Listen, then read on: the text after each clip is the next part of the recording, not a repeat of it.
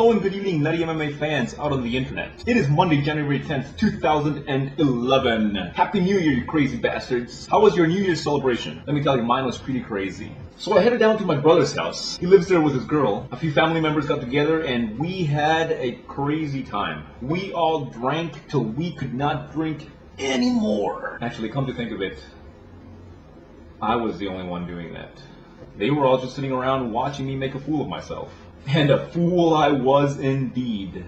But anyway, that is over. Let me put that behind me. And now let us get on to the news of the new year. One of the greatest pieces of news that I could possibly report to you is the fact that Strikeforce has officially announced their 2011 heavyweight tournament. I don't know if you guys paid attention to it or not, but at the end of 2010, Ariel Helwani sat down with Scott Coker. It was all shot in black and white and very mysterious. Scott Coker was saying that he has all these grandiose plans for 2011. But hey, who the hell pays any attention to when Scott Coker speaks? The guy has become a master at half answers and vague answers. He's like another Chael Sonnen without the flair. But this heavyweight tournament, it seems that it's actually gonna happen. So we must thank the MMA gods because they have smiled down upon us. And two, because of the fact that when Scott Coker speaks now, hell, he might actually be worth listening to. So the first round of the tournament is going to feature Fedor Emelianenko versus Bigfoot Silva. Fedor is fighting again! I am telling you, we really do have to thank the MMA gods. Or the devil. Either way, somebody has to be thanked. Maybe the Russian Mafia, who knows. Another confirmed fight is Alistair Overeem versus Fabricio Verdum. Alistair Overeem actually went to Scott Coker direct and actually requested this fight because he wants to avenge a loss that he has to Verdum from way back in the day.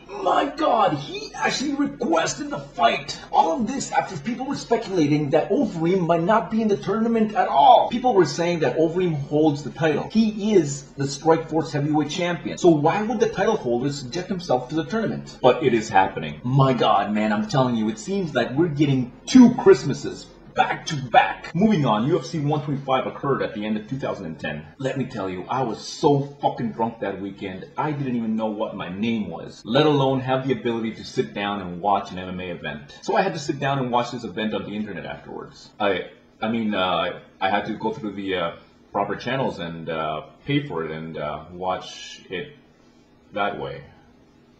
Frankie Edgar went to a tie with Gray Maynard. They drew. Many MMA fans detest draws. It is said that it is like kissing your sister. Evidently enough, I was so goddamn drunk over those 2 days that apparently I came close to kissing my sister. God damn it, man. I drank more over those 2 days than I think I've ever drank before. I bought one of those big fucking containers of Captain Morgan's rum. This bottle was so fucking huge, it wasn't even sold in glass. It was a big plastic container of Captain Morgan's juiciness. Nearly 5 Mickeys worth. And I drank it all. Hey, it's the holidays. It's allowed, right? I'll take the utter silence in the room and lack of negative response to indicate that yes, it is allowed.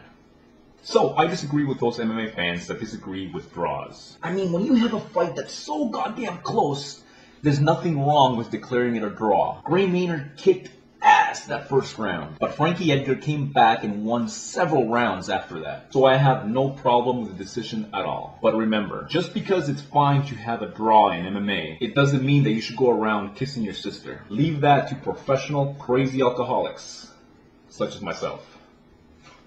In other news, it seems that Brock Lesnar is writing a book. Wow, so I guess after Cain Velasquez kicked his ass royally, Brock Lesnar decided to get his crayons out and put a few words together. You know, I wonder if in the book it'll explain to us why it is that Brock Lesnar seems to have a vagina on the inside. And I'm not even talking about a fully grown adult vagina, because we've all seen female MMA, and we know that those chicks are tough. No, it seems that Brock Lesnar has a 6-year-old vagina on the inside. Or at least that's how he reacts when he gets punched in the face. So maybe this book will give us some insight as to how that vagina came to be. Or maybe that's a silly hope on my behalf. I mean, does anybody know why it is that they act the way they act? Did Michael Jackson know why he loved little boys so much? Do I know why I am so awesome? What is the meaning of life? No, some questions just cannot be answered. In other news, the UFC has temporarily frozen Chael Sonnen's contract. Chael Sonnen is back in the news! Yes! The UFC has decided to freeze Chael Sonnen's contract after it has been revealed that Chael Sonnen pleaded guilty in a money laundering case involving his real estate business. And all this comes in the heels of the news of him being suspended by the Athletic Commission for testing positive for steroids. Man, did you guys watch that MMA Live segment in where Chael Sonnen is answering questions about that very thing? I love listening to that guy. You know, a lot of people don't like Chael Sonnen. They say that he's he's an ass and he's full of shit. And hell, of course that's fucking true. But he's also entertaining as hell to listen to. The guy is so pompous and arrogant, but also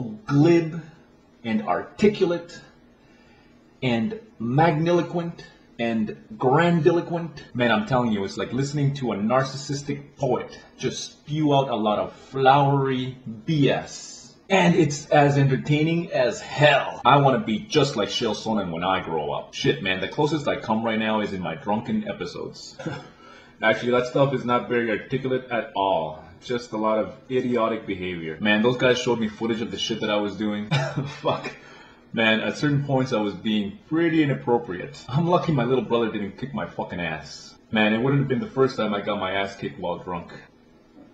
You know, I gotta fucking stop drinking so much.